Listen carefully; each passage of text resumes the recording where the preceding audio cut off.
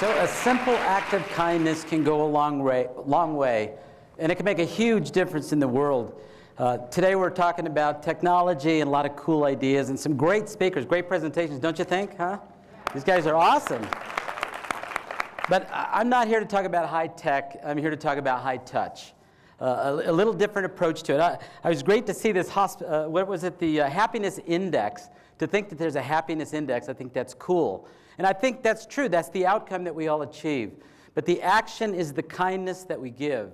So if I were to boil down the Hospi message to one thing, it's about kindness. So you're on your way to work, and a car comes out in front of you and turns its blinker on, and I'm going to challenge all of you to wave them in with all 5 fingers. Okay? Why not be nice? And the reason you do it is not just because you want to be nice, because it helps you and it makes you feel better. In his book, Wayne Dyer's book, The Power of Intention, he talks about kindness. And he talks about a person who receives this act of kindness has an increase in the production of serotonin, the stuff in the brain that makes you feel good. And so in the same study, in the research, he talks about the person that actually gives the kindness has the same increase of serotonin, the same stuff that makes them feel good.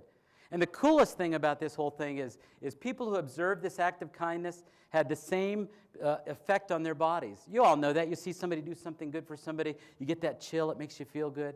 And we don't realize that each of us has the power to do that for other people.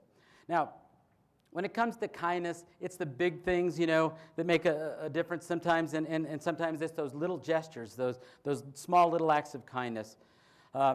Growing up in my life, I had something happen to me significant, and it was because somebody extended kindness my way. I was 14 years old. I went to New Chinatown restaurant. Kitty Ong. She was 5 foot tall, 100 pounds wet. I mean, scared the hell out of me, this lady, okay?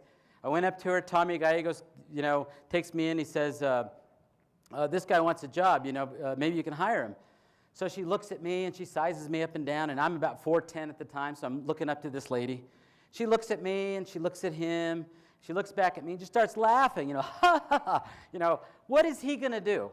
I said, he can't even lift a tray. She's telling, like I'm not even standing there telling him this. I'm completely intimidated by this lady. I ended up working there for 10 years. Upon getting my degree from a local high school here, I told her I wanted to go to college. And by then she was telling me, she was introducing me to everybody as her son. And I was kind of proud of that. I thought that was a cool thing. So I got into the school. I got a grant. At the time, we didn't have lottery scholarships. I got a grant. Federal government gave you money. Hispanic, it was a cool deal. First semester, all Fs. Worked my ass off for it. Second semester, I improved. I got all Fs and 1 D. I was on a roll. So I got the letter, and the letter basically said, you're done with school. Not your choice.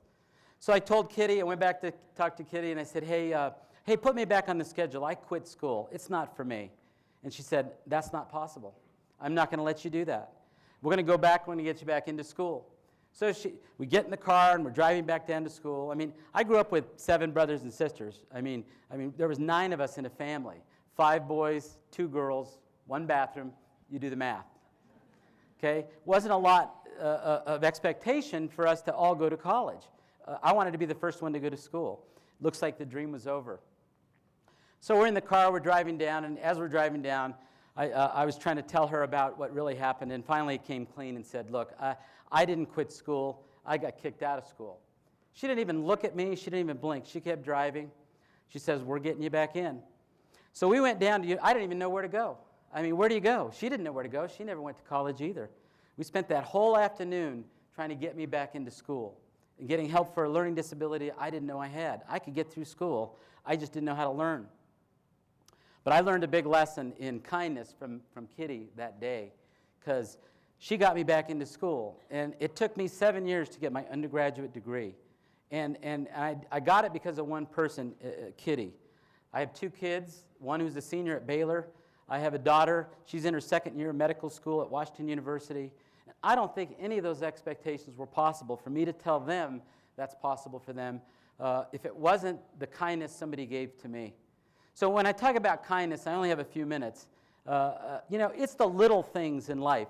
When you smile to somebody and you say, hi, good morning, good afternoon, good evening. And then sometimes it's those big, big things that you do for somebody else that has effect on their life, and then they can affect the lives of others.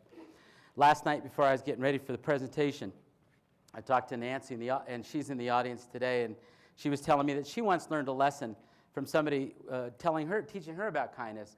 And she told me that when the opportunity presents itself to be kind, do more than you can. Do more than you think you can. And I'm here to tell you that if you do, you'll get more than you expect. Be kind, be hospy. Thanks a lot.